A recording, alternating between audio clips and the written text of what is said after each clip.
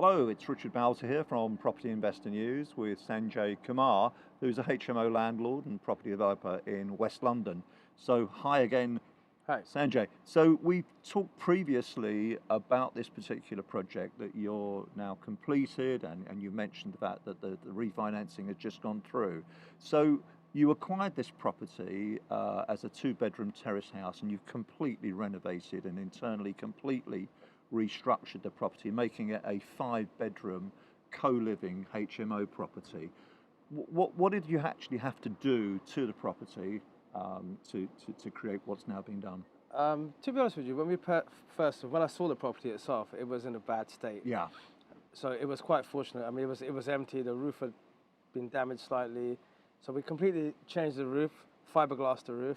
We've rendered the front of the property, as you can see. And internally, we had to do new plumbing, new electrics, new wiring, new gas around the whole property. Yes. What I generally do is, before I purchase the property, I look at the floor plans.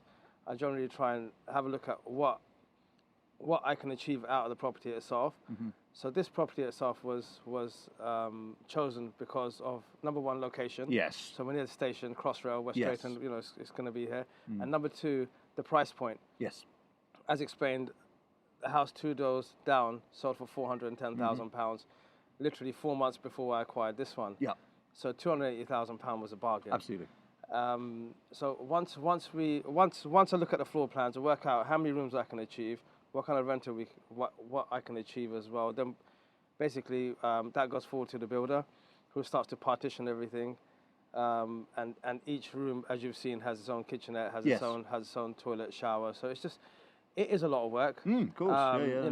It's all starting from scratch, if you like. Mm-hmm. But the main and the hardest job, I would say, is probably going to be the actual plumbing, the electrics, and the wiring. That's probably the hardest out of everything, because there was no structural work on this property needed. Prior.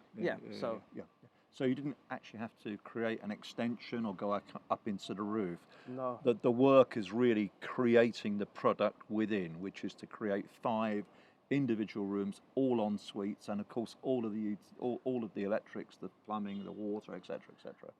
That's absolutely correct. I think the difficult part is actually to visualize it and see what's going to go where.